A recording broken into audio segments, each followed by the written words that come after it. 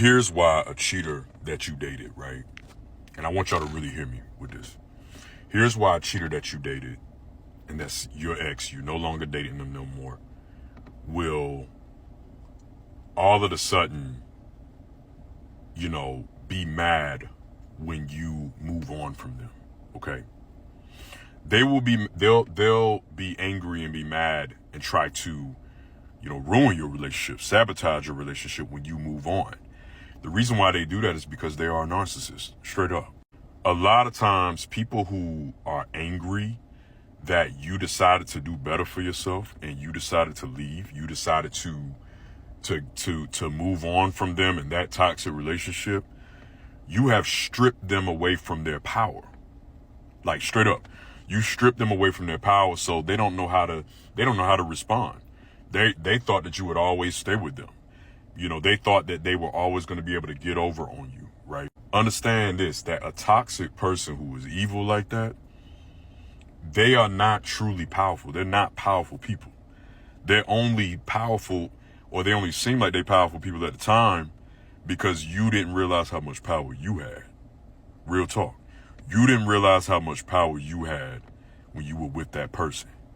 And whatever made you make that decision to finally leave, when you did that, you stepped into your power. Straight up. And that person that, did you wrong, cheated on you, did you wrong in all kinds of ways. That person that did that to you, they now see how happy you are without them, and they can't take it. They can't handle it. And they still don't see that they were the reason why that relationship ended. They still don't see that they were the issue. They were the problem. You know what I mean? They don't see how toxic they are because a narcissist can't see that. They have no ability to be able to see that. Straight up. And you took away their power. Congratulations. You did what the fuck you were supposed to do. Oh, let me tell y'all something. I don't know who needs to hear this, but story time on how I realized I was the toxic one in my relationships. Backstory to the whole thing. Start flashback interior. I was 17, got my heart broken real bad by a grown-ass man. We were off and on for years. He was cheating on me real bad. He was cheating on me with everybody. And he got engaged on me. And ever since that situation, I found myself being able to do casual really well, might I add. Then I started exploring my sexuality, had a girlfriend. She cheated on me while we were in Germany, while I was passed out on the couch. She was in the next room getting railed. And that messed me up. And then said I was never going to date another woman ever again. Started dating another woman. We were together for years. And we were open. And God, that was an awful idea. It was terrible. And we broke up. And that was hella traumatic. And just, and just a whole bunch of other traumatic things that just happened that I don't even care to share. Okay, so we all caught up. We know the backstory. Okay, in flashback, interior, present day. Like I said, I could do casual really well, might I add. But I noticed people couldn't do casual with me. And I just didn't understand what it was. And I used to get angry. I'm like, why are you tripping? Why are you catching feelings? Because to me, we said it was casual. Why you doing all this relationship stuff? You say it's casual to me, then it's going to be casual. It ain't going to grow into nothing. I don't care how much you want to water it, nurture it, whatever. It ain't going to never grow. Now, if we don't say it's casual, then that's room for growth. But if I'm clear, I don't want nothing, then why you wanting something from me? It wasn't until much later I realized that my actions weren't matching my words. Like, my mouth was saying casual, but my actions wasn't, because I didn't realize by nature that I'm really a lover girl, and I really do care about people and their feelings. And I like intimacy, and I like to make people feel good. I like for them to feel special. But all of those situations never allowed myself post those situations to be vulnerable enough with somebody to open up my heart to even be in that space. But I was like fabricating it through these casual situations. So I'm giving you lover treatment, lover whatever, and then my mouth ain't matching. You know what I'm saying? So for example, I would be like, it's casual. I don't want a relationship. I don't want nothing. But then I'm buying you shit. And then I'm telling you how amazing you are. and I'm nurturing you, and we're going on dates, and we're talking, we saying we, and all this stuff, and it just wasn't making sense. And it wasn't like I was like doing it on purpose. Like I genuinely was like, well, we're just not gonna be nothing. Like that don't mean we can't have fun. And do you understand like how manipulative that is and how toxic that is? And I just wasn't getting it. So I'm out here breaking all types of hearts. Just, oh my God, just being, seeming so sweet and just treating people so bad. Like not bad, like I still did whatever the hell I wanted to do. Why I made you feel like you were special, like you were the only one, but you weren't. And it's because of all that baggage. I allowed that baggage to show itself in my current life, even though it was in the past. Like I just kept constantly reliving it. And I remember how it felt when I was on that side. And cut to, I was doing the same thing to everybody else. And since then, I have stopped dating and been working on myself because I don't want to hurt nobody else, you know? Like, those things that happened to me in my past, absolutely not my fault. Has nothing to do with who I am as a person, has everything to do with them. But how I show up now and how I treat people now, that's 100% my fault. And I can't blame it on anybody else but myself because I'm grown as hell. And it's your job. It is your job as an adult person to heal from those situations before you get other people involved. Because if you don't, you end up doing unnecessary damage. Like, I was dating a couple, and they were so sweet to me. They just wanted to love me and nurture me. They were there for me. I've never been treated so well ever in my life, and they were just so good to me, you know, and they like carry my baggage and all of that. And I felt us getting ready to make it serious, like take the next step and be together. Child, I started doing self-sabotaging behavior. I started messing with other people and just being goofy and just being rude and just taking advantage of the kindness that they were showing because of my baggage. I'm like, let's see, we can't possibly be together because look at what I'm doing. Instead of just saying I'm not ready. Like, it just... So please heal, y'all. Please heal. Don't be like me. I'm convinced that a lot of our exes should have just been actors because the way that they portrayed themselves to be versus how they are in a relationship is like day and night. And the thing is that a lot of them waited till you become emotionally dependent on them, you let your guard down and you trust them, and then they reveal who they truly are. It literally be the devil. And the fucked up thing about it is that these people be knowing that they're gonna do this to you. It's not like they just became toxic out of nowhere.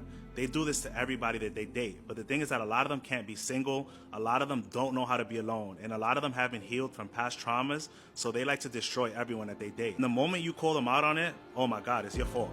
Some way, somehow, you had something to do with the way that they changed. And it's bullshit. It's that they're narcissists. The thing is that they can't take accountability for their actions. Remember, when you're dealing with a narcissist, they could only keep up the charade for a certain amount of time because that facade has to come down eventually. And it's hard for them to like pretend because they have to show you who they are. And when they show you who they are, believe them. Worst thing you can ever do is try to trick yourself into believing that this person's gonna change. When they show you who they are the first time, believe them because certain people are just evil. There's no way around it. Some people are just manipulative. Some people are gaslighters. Some people like to see people hurt, and then they still try to blame it on you. Best piece of advice is once you see one red flag, just leave. Because once you start waiting to see multiple ones, you're going to be in a relationship for years, just getting destroyed and drained by one person that doesn't care nothing about you. My ex was a great guy. Like, even after we broke up, still sending me flowers to my apartment, you know? I want you to listen to me for 1 second before you freak out. I agree with everything she said. Just because somebody is good to you does not mean that you have to stay with them. Like, we're so used to toxicity that when we find something good, we think we have to hold on to it forever because we'll never find it again. And that's not what it should be. Somebody being good to you and treating you right should be a bare minimum. It should not be the exception. It shouldn't be. I don't know her whole situation, so I can't really speak on her for real. But I do have a problem with this video at the same time.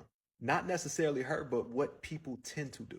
See, the goal of dating is knowing when to get in, find your person, and settle your ass down, or knowing when to get in and get out when that person isn't for you. But you see these people in these long-winded relationships, and they know that they don't want to stay with them. They'll be in 3, 4, 5+ year relationships and know in year 2 that they didn't want to be with them. Like, picture dating somebody, but in their mind, they got you on the shelf, until they find somebody else. Like, picture being married to somebody, but secretly they want to divorce you, but they just haven't told you yet. That's one of my biggest fears of being in a relationship that's supposed to be intentional. Is that what if you are so amazing to this person and you love them, but they are finding their exit plan and they're not letting you know until they want to? And I know people are going to say, oh, you got to be compatible. Bruh, it don't take that long to find out if somebody's compatible for you or not. In my last relationship of 3 years, I knew in year 1 that I wanted to marry her. We didn't get married. She didn't want marriage. And overall, we're not together anymore. But in my whole heart, if I'm dating somebody, it ain't going to take me years to figure out if you're not for me. For the people that do that, the worst type of people. Like, I look at her video and see that my man sends her flowers. Me and my ex still cool. I do not send her flowers at all. Because as soon as I realized that my ex did not want me, there's no reason for me to do stuff that I used to do for you. So maybe she is happy that the relationship is over because he's not her husband. Sometimes I wonder if he thought to himself that he really had a wife. Just ponder that. I made the mistake of going to a party right after my breakup. And while I'm there, this beautiful girl catches my eye. So I walked up to her and I was like, can I buy you a drink? She looked at me up and down and she was like, don't you have a girlfriend? Guys like you always have a girlfriend. That's when I get a little sad because, it's fresh. So I'm like, nah, unfortunately, we broke up a few months ago. Then her mood changed. She was like, oh, I'm so sorry to hear that. But since that's the case, I'd like some white wine. And, one drink eventually led to two and we ended up getting to know each other. And at the end of the night, we decided to go to her place. And when we get to her place, we end up doing the nasty. But after that, I decided that I wanted to go home. So I get up and I start putting my clothes on and she's like, what, that's it? She was like, this was your plan all along. And I was like, no, I'm just trying to get back home. I got work tomorrow. And she was like, Artie, just sit down for a second. I have a question to ask you before you leave. And I was like, okay. She was like, Artie, I had a great time. You're charismatic, you're funny, you're handsome. Why on earth would your girlfriend leave you? And I was like, well, she decided to leave me because she found out about my wife. If your ex is acting toxic or causing drama after you break up, here's why. Look, the relationship could have been great. It could have been good, or it could have just been this total disaster, like a catastrophe, right? But if they really cared about you, then why are they acting so toxic now? Why is your ex trying to make things harder than it has to be to move on? And this is the reason why.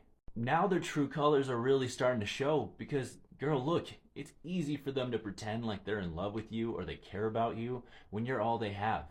When you're going on dates or things are going good or you're just sitting on the couch watching Netflix together. That's easy. But once you break up and they start acting toxic, now they're showing you who they really are. And even though it hurts and even though it bothers you, at least you can move on knowing that you're not crazy for seeing all those red flags that you were seeing in the relationship. At least you can validate that part of yourself and you can move on confidently. So let's talk about one of the toughest times after you leave a toxic relationship. And of course, if you're new here, I'm a narcissist. Actually, I have narcissistic personality disorder. Bedtime. Yeah, bedtime, nighttime, right before you go to sleep. This tends to be one of the worst times or hardest times to deal with after you leave a toxic relationship. Because throughout the day, you might be busy with work. You might be busy with the kids and things like that. You might be busy with other things that kind of keep your mind occupied. But at night, when it's all real quiet and it's dark, and maybe you have the fan on or the TV on, your mind just starts to focus on your old relationship, how you miss the good times and what this person is doing and things like that. And it's hard to sleep, isn't it? So I tell people right before bed, write down your truth. Write down why you are not with this person any longer. Read a chapter from a reassuring book, like something from Dr. Romney or Dana Morningstar. Write in your journal. Count little narcissists jumping over the fence instead of sheep. I'm sorry. Anything to shift your mind from this person in order to get you some rest at night, in order to clear your mind and things like that at nighttime before you go to sleep, because that's how you can help shut your brain off. Because otherwise, you'll be up at 2, 3 o'clock in the morning wondering what this person is doing. Are they treating the new supply better? No, write down your truth. Clear your mind before bed, y'all. Hope this helps. I was the third guy in the same day that my ex-girlfriend had whoopee with. I'm not proud of this story, but here it is. So I'd been dating this girl for 2 months that worked in the cubicle next to me at work. That was my first mistake. You never get your honey where you get your money. And I lived in South Carolina, which I have most of my life, but I graduated from the University of Tennessee. My cousin worked with the South Carolina football team at the time, and he had tickets to the South Carolina at Tennessee football game about 3.5 hours away in Knoxville. This is just something I want to throw in there. The seating is absolutely random. Somehow, some way, we end up 50-yard line front row. So it was an amazing day up to that point. And the whole time to Knoxville and then back from Knoxville, even during the game, whenever I would have service here and there, we're just kind of running our mouths in the text, me and my girlfriend at the time, and just, saying some things. So, oh boy, I can't wait. I can't wait to get home because all these things that I'm saying, I'm ready to start doing. And I get home and we do. And I felt like, everything I said went to fruition and everything she said kind of fell flat. It wasn't good. But whatever. Maybe she was tired. It was late at night, all that good stuff. She'd been drinking wine. So she goes to bed, and I rest my head on the pillow, and she's snoring and everything else. Her phone starts going off. It goes off a few times, actually. And, I never really been the jealous or nosy type, but there was always a little thing about her that kind of made me a little bit more like that than I usually am. So I go over there just to look at it, not get into it, but look at it. And she didn't have her phone to where you had to put the passcode in to see the text popping in. So the texts are coming in and it's from two different guys. The first guy says some really vulgar things I really enjoyed what we did today. I can't believe you did A, B, and C. And then the second guy's kind of saying the same kind of thing. When can we do this again? You were so dang good in bed. I can't stop thinking about it. It's funny because I didn't get that kind of effort. I would have never texted her like that because I got a D+. Of course, the next morning, I broke up with her. She was kind of crazy and everything else and didn't handle it very well. You shouldn't have been going through my phone, all this and that. You got your phone on there. I was the third guy in the same day. I got to go get tested now because of you. Just goes to show you, if they ain't that good in the sack, when you think they probably should be good in the sack, they might be being good in the sack for somebody else. Or to somebody else's. Anyway, to anybody who says body count don't matter, that's the kind of girl or person you're going to end up with when you think body count doesn't matter. Heck, she almost has more in one day than my current girlfriend has total. It's wild.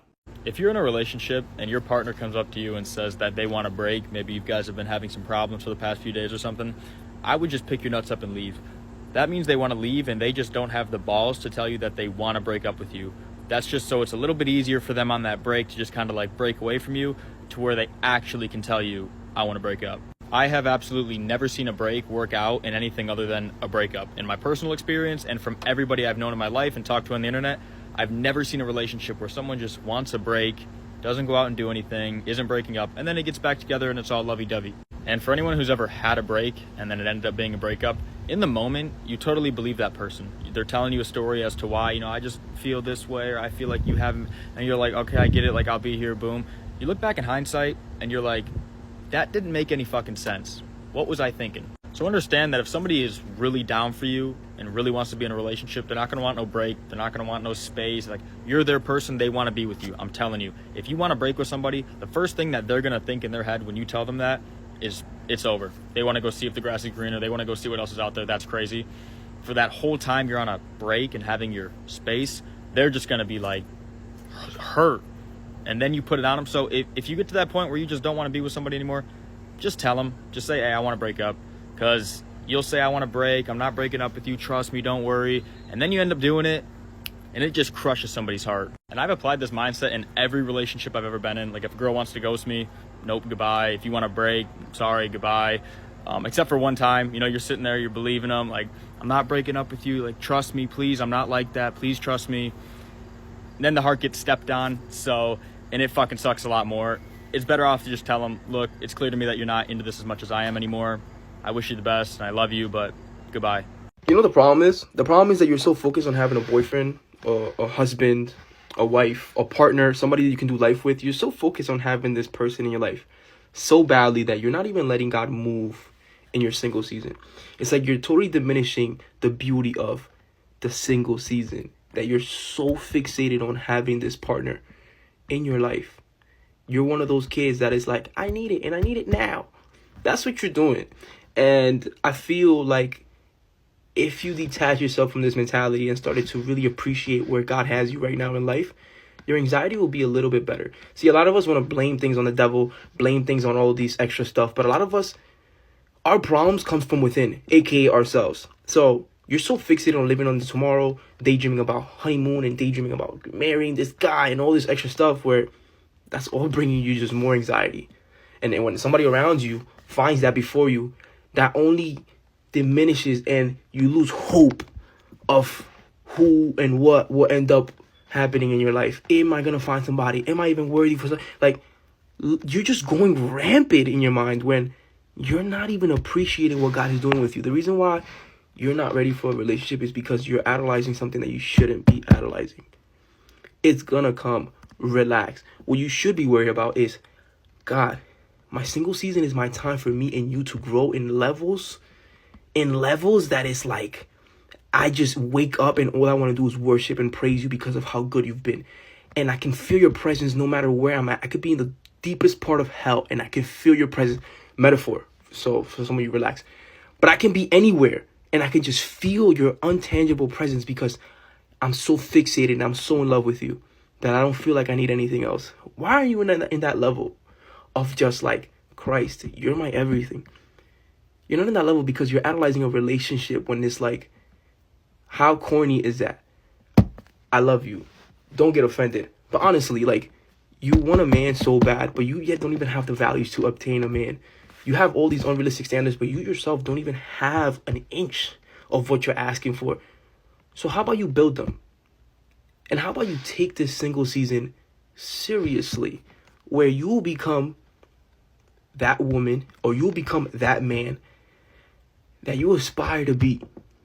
And watch how God uses you, not only in a mighty way, but maybe he moves a little quicker with finding you this person because, I don't know, maybe you're actually ready to have a person. A lot of you have so much traumas and so much relationship issues from your past relationships that you yet are not healed from. Have you ever thought about that one? Men, your insecurities with women, your do's and don'ts and all your extra stuff and your anxiety, like all these things that you have, this baggage, you're still dealing with it, but yet you want a relationship so bad. It's because you're lonely. And being lonely and isolated are two separate things. There's no reason why you should feel lonely when you have God. It's one thing to be isolated. I think that's important. When you're isolated from everybody, when you're isolated because God isolates you, now that's healthy. But when you're lonely, that's when depression, anxiety, and all these things from the evil comes in. So, worry about what actually matters. And that's, how can I grow in a level with God where I don't feel like I need anything else? Don't get me wrong. Wanting and desiring a relationship is not bad at all. But some of you are idolizing it to the point where that is going above God. That's all you think about. That's all you consume. That's all you see. That's all you research. That's all that's what up here. Nothingness, just relationships. Life is not just about relationships. There's so much more things that God wants you to do, but you're not letting God work because of your selfish desires. Push certain things to the side and make sure God is always in the center and is always number one.